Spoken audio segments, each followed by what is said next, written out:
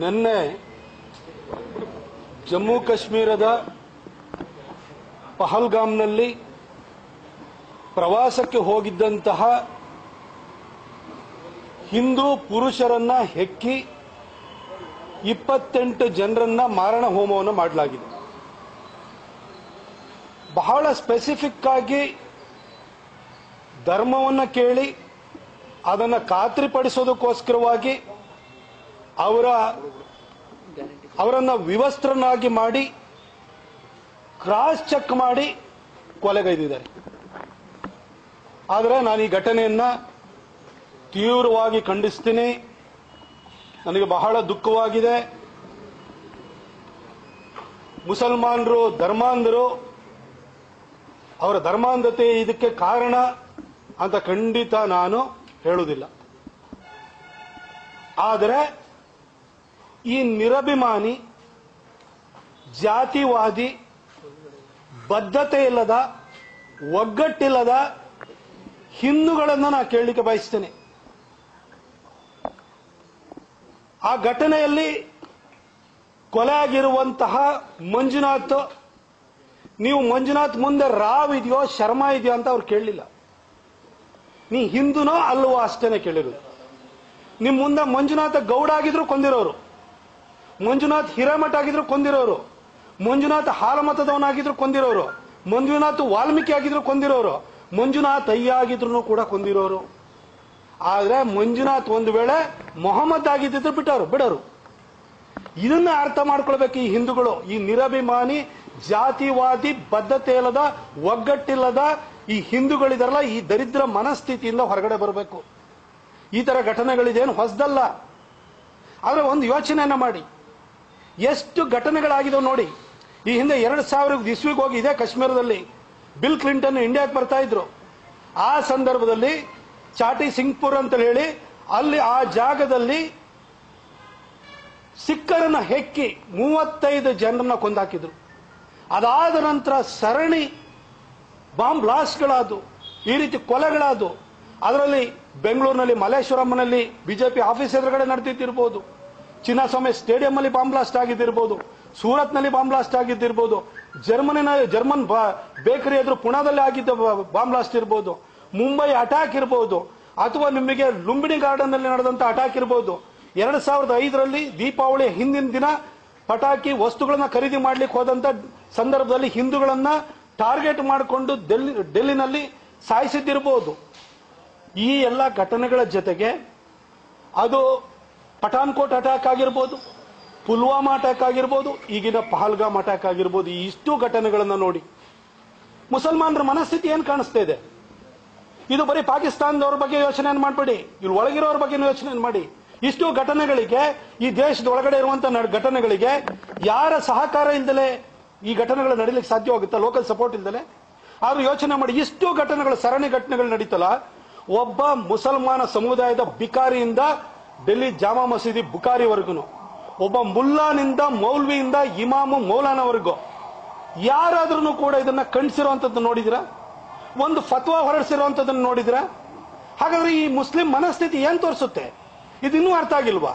ಇವತ್ತು ಯುರೋಪ್ ಅಲ್ಲಿ ಯಾವ ಪರಿಸ್ಥಿತಿ ಸೃಷ್ಟಿಯಾಗಿದೆ, ಚೈನಾದ ಶಿಂಜಿಯಾಂಗ್ ಪ್ರಾವಿನ್ಸ್ ಅಲ್ಲಿ ಯಾವ ಸ್ಥಿತಿ ಸೃಷ್ಟಿಯಾಗಿದೆ, ಇವತ್ತು ಜಗತ್ತಿನಲ್ಲಿ ನಡೀತಾ ಇರುವಂತಹ ಈ ರೀತಿ ಅವಘಡಗಳಿಗೆ ಯಾರು ಕಾರಣರಾಗಿದ್ದಾರೆ? ಇದನ್ನೆಲ್ಲ ನೋಡಿದ್ರೆ ನಿಮಗೆ ಅರ್ಥ ಆಗ್ತಿಲ್ವ ಮುಸ್ಲಿಂ ಮೆಂಟಾಲಿಟಿ ಏನು ಅನ್ನೋದು? ನಾನು ಯಾವಾಗ್ಲೂ ಕೂಡ ಅಂಬೇಡ್ಕರ್ ಅವರನ್ನ ಈ ರಿಸರ್ವೇಶನ್ ನ ದುರ್ಬೀನ್ ಹಾಕೊಂಡು ನೀವು ನೋಡ್ತೀರಿ. ಆದ್ರೆ ಅಂಬೇಡ್ಕರ್ ನಿಜವಾದ ಮಹಾತ್ಮ ಅವರು. ಅಂಬೇಡ್ಕರ್ 1941ರಲ್ಲಿ ಭಾರತಕ್ಕೆ ಸ್ವಾತಂತ್ರ್ಯ ಬಂದು ನಾವು ಪ್ರತ್ಯೇಕ ಆಗೋದಕ್ಕಿಂತ ಸರಿಸುಮಾರು 6 ವರ್ಷ ಮೊದಲನೇ ಥಾಟ್ಸ್ ಆನ್ ಪಾಕಿಸ್ತಾನ ಅಥವಾ ಪಾರ್ಟಿಷನ್ ಆಫ್ ಇಂಡಿಯಾ ಅನ್ನೋ ಪುಸ್ತಕವನ್ನ ಅವ್ರು ಬರೆದ್ರು. ಅದರಲ್ಲಿ ಬಹಳ ಸ್ಪಷ್ಟವಾಗಿ ಹೇಳಿದ್ರು, ಮುಸಲ್ಮಾನರು ಯೂನಿವರ್ಸಲ್ ಬ್ರದರ್ಹುಡ್ ಅಂತ ಮಾತನಾಡುವಾಗ ಆ ಯೂನಿವರ್ಸಲ್ ಬ್ರದರ್ಹುಡ್ ಅಂದ್ರೆ ಅದು ವಿಶ್ವ ಭ್ರಾತೃತ್ವ ಅಲ್ಲ, ಅದು ಬರೀ ಮುಸ್ಲಿಂ ಬ್ರದರ್ಹುಡ್ ಅಂತ ಹೇಳ್ತಾರೆ. ಅವ್ರ ಜೊತೆ ಬದುಕಕ್ಕಾಗಲ್ಲ. ಇಷ್ಟು ವರ್ಷದ ಎಕ್ಸ್ಪೀರಿಯನ್ಸ್ ನಾವು ನೋಡಿದೀವಿ. ಅದಕ್ಕೋಸ್ಕರ ಪಾಪ್ಯುಲೇಷನ್ ಎಕ್ಸ್ಚೇಂಜ್ಗೆ ಹೋಗಿ ಅಂತ ಹೇಳಿ ಅವತ್ತೇ ಪರಿಯಾಗಿ ಕಿವಿ ಮಾತನ್ನು ಹೇಳಿದ್ರು. ಆದ್ರೆ ಅಂಬೇಡ್ಕರ್ ಮಾತನ್ನು ಅವತ್ತು ಯಾರು ಕೇಳಲಿಲ್ಲ. ಅಂಬೇಡ್ಕರ್ ಒಬ್ಬರೇ ಒಬ್ರು ಇಡೀ ಸ್ವಾತಂತ್ರ್ಯ ಹೋರಾಟದಲ್ಲಿ ಈ ಮುಸಲ್ಮಾನರ ಮನಸ್ಥಿತಿಯನ್ನ ಅವರು 2 ನೇಷನ್ ಥಿಯರಿನ ಮಂಡಿಸಾದ ನಂತರ ಈ ದೇಶವನ್ನು ಇಬ್ಬಾಗ ಮಾಡ್ಲಿಕ್ಕೆ ಹೊರಟೋದ ನಂತರ ಅವರನ್ನ ನಿಜವಾಗ್ಲೂ ಸರಿಯಾಗಿ ಅರ್ಥ ಮಾಡ್ಕೊಂಡಂತವ್ರು ಅಂಬೇಡ್ಕರ್ ಮಾತ್ರ.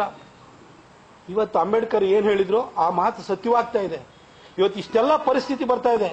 ಯಾಕೆ ಅಂಬೇಡ್ಕರ್ ಮಾತನ್ನ ತೆಗೆದುಕೊಳ್ಳಿ, ಅವರಲ್ಲಿ ವಿಶ್ವ ಭ್ರಾತೃತ್ವ ಇಲ್ಲ, ಬರೀ ಮುಸ್ಲಿಂ ಬ್ರದರ್ಹುಡ್ ಅಂತ ಹೇಳಿ.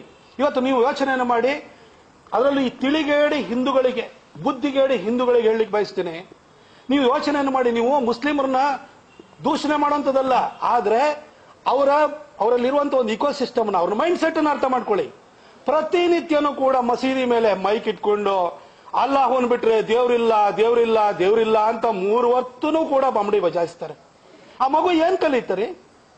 ನಿಮ್ಗೇನಾದ್ರು 10 ಜನ ಹಿಂದೂಗಳ ಮಧ್ಯದಲ್ಲಿ ಒಬ್ಬ ಮುಸ್ಲಿಂ ಇದ್ರೆ ಅವನಂತ ಒಳ್ಳೆಯವನೇ ಇರಲ್ಲ, ಆದ್ರೆ 10 ಜನ ಮುಸಲ್ಮಾನರ ಜೊತೆ ಒಬ್ಬ ಹಿಂದೂ ಇದ್ರೆ ಅವ್ರ ಮನಸ್ಥಿತಿ ಏನು ಅನ್ನೋದು ಅರ್ಥ ಆಗುತ್ತೆ. ಯಾಕೆಂತಂದ್ರೆ ಅವ್ರದ್ದು ಅಪ್ಬ್ರಿಂಗಿಂಗ್ ಹಂಗಿದೆ, ಆ ಇಂಡಾಕ್ಟ್ರಿನೈಸೇಷನ್ ಅನ್ನೋದು ಆ ರೀತಿಯಾಗಿದೆ. ನಿಮ್ಮ ಮಕ್ಕಳನ್ನ ಮಸೀದಿ ಕಳಿಸ್ತಾರೆ. ಅಲ್ಲ, ಯೋಚನೆಯನ್ನ ಮಾಡಿ. ಅವರಲ್ಲಿ ಇವತ್ತೂ ಕೂಡ ನಿಮ್ಮನ್ನ ನಾನು ಕೇಳಿಕ್ ಬಯಸ್ತೀನಿ, ಸೂರ್ಯ ಭೂಮಿ ಸುತ್ತನ ಅಥವಾ ಭೂಮಿ ಸೂರ್ಯನ ಸುತ್ತುತ್ತ? ಅವ್ರ ಮದರಸದಲ್ಲಿ ಏನ್ ಹೇಳ್ಕೊಡ್ತಾರೆ?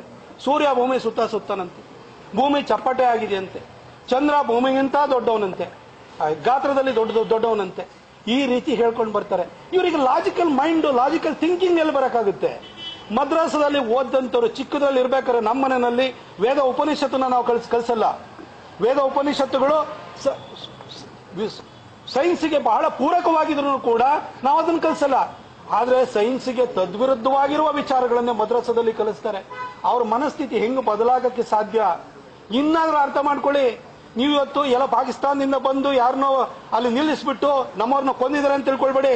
ದೇಶದೊಳಗಡೆ ಇಷ್ಟು ಘಟನೆಗಳನ್ನ ಸಂಭವಿಸ್ತವಲ್ಲ, ಇಲ್ಲೇ ಪೊಲೀಸರ ಮೇಲೆ ದೌರ್ಜನ್ಯ ಮಾಡ್ತಾರೆ, ಇಲ್ಲೇ ಉದಯಗಿರಿ ಸ್ಟೇಷನ್ ಮೇಲೆ ಆಕ್ರಮಣ ಮಾಡಿದ್ರಲ್ಲ, ಇವ್ರ ಬಗ್ಗೆ ಏನ್ ಹೇಳ್ತೀರಿ?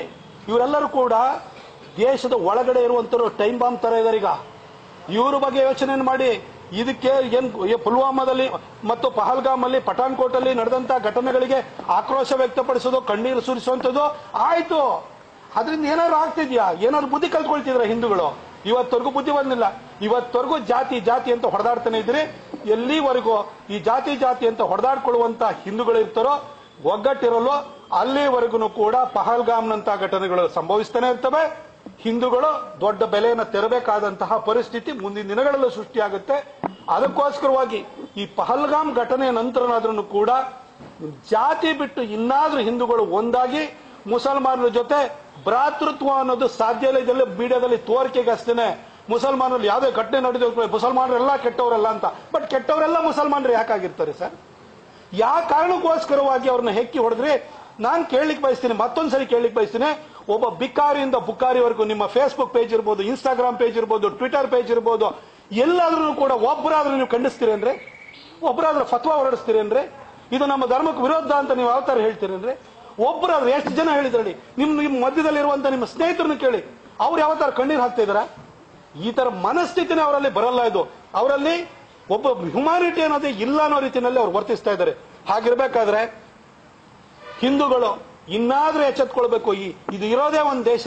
ನೀವೇನು ಯುರೋಪಿಗೆ ಹೋಗ್ತೀರಿ ಅಂದ್ರೆ ಯುರೋಪ್ ಪರಿಸ್ಥಿತಿ ಇನ್ನು ಹೀನಾಯವಾಗಿ ಹೋಗಿದೆ. ಅಮೆರಿಕದಲ್ಲಿ ನಿಮ್ಮನ್ನು ಒಳಗಡೆ ಬಿಟ್ಕೊಳ್ಳಲ್ಲ. ಪಕ್ಕದಲ್ಲಿದ್ದಂತ ನೇಪಾಳ ಒಂದು ಹಿಂದೂ ಕಂಟ್ರಿ ಇತ್ತು, ಅದನ್ನು ಅಲ್ಲಿ ಹಿಂದೂಗಳೇ, ಮೂರ್ಖ ಹಿಂದೂಗಳೇ ಮುಗಿಸ್ಬಿಟ್ರು ಅದನ್ನ. ಪಕ್ಕದಲ್ಲಿರುವಂತಹ ಬಾಂಗ್ಲಾದೇಶದ ಪರಿಸ್ಥಿತಿ ಏನಾಗಿದೆ ಅಂತ ನೋಡಿ. ಇವತ್ತು ಬಾಂಗ್ಲಾದೇಶದಲ್ಲಿ ಅಲ್ಲಿನ ಮೊಹಮ್ಮದ್ ಯೂನುಸ್ ಪ್ರಧಾನಿಯಾಗಿ ಕೈಗೊಂಬೆ ಆಗಿ ಬಂದಾದ ನಂತರ ಹಿಂದೂಗಳ ಮೇಲೆ ಸತತವಾಗಿ ಆಕ್ರಮಣ ನಡೀತು.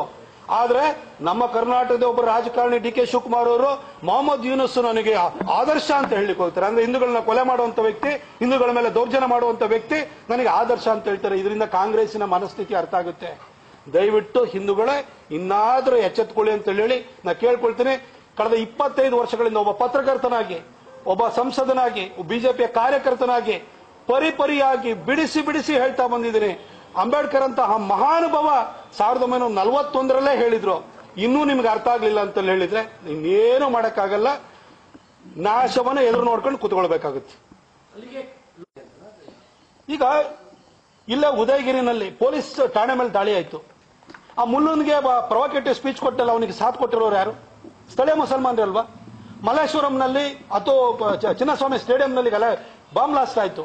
ಸ್ಥಳೀಯರ ಸಪೋರ್ಟ್ ಇಲ್ಲದೆ ಬರಕ್ಕಾಗುತ್ತೆ? ಯಾವ ಪಾಕಿಸ್ತಾನದವನು ಇಲ್ಲಿಗೆ ಬಂದ್ಬಿಟ್ಟು ಇಲ್ಲಿ ರೆಕಿಂಗ್ ಮಾಡಿಕೊಂಡು ಇಲ್ಲಿನ ಸ್ಥಳ, ಇಲ್ಲಿನ ಒಂದು ಭೌಗೋಳಿಕ ಹಿನ್ನೆಲೆಯನ್ನು ತಿಳ್ಕೊಂಡು ಅವನು ಅಟ್ಯಾಕ್ ಮಾಡಕ್ಕಾಗುತ್ತಾ? ಅಥವಾ ನೀವು ಪುಲ್ವಾಮಾ ಅಟ್ಯಾಕ್ ಅನ್ನ ತಗೊಳ್ಳಿ, ಬಾಲಾಕೋಟ್ ಅಟ್ಯಾಕ್ ಅನ್ನ ತಗೊಳ್ಳಿ, ಅಥವಾ ನಿಮಗೆ ಡೆಲ್ಲಿನಲ್ಲಿ ಬಾಂಬ್ ಬ್ಲಾಸ್ಟ್ ಆಗಿದ್ ನೋಡಿ, ಮುಂಬೈ ಅಟ್ಯಾಕ್ ನೋಡಿ, ಲೋಕಲ್ ಸಪೋರ್ಟ್ ಇಲ್ದಲೆ ಮಾಡ್ಲಿಕ್ಕೆ ಸಾಧ್ಯ ಇದೆಯಾ? ಯಾಕೆ ಅಂತ ಹೇಳಿ ಲೋಕಲ್ ಸಪೋರ್ಟ್ ಈ ಮುಸಲ್ಮಾನರೇ ಕೊಡ್ತಾ ಇರುವಂತದ್ದು. ಯಾಕೆಂತಂದ್ರೆ ಇವತ್ತು ನೀವು ನೋಡಿ, ನಮಗೆ ಜನ್ಮಭೂಮಿ ಇದೆ, ಪವಿತ್ರ ಭೂಮಿನೂ ಇದೆ, ಆದ್ರೆ ಮುಸಲ್ಮಾನರಿಗೆ ಜನ್ಮಭೂಮಿ ಇದೆ ಆದ್ರೂ ಕೂಡ ಪವಿತ್ರ ಭೂಮಿ ಅವರಿಗೆ ಮೆಕ್ಕಾ ಮದೀನಾ ಆಗಿದೆ.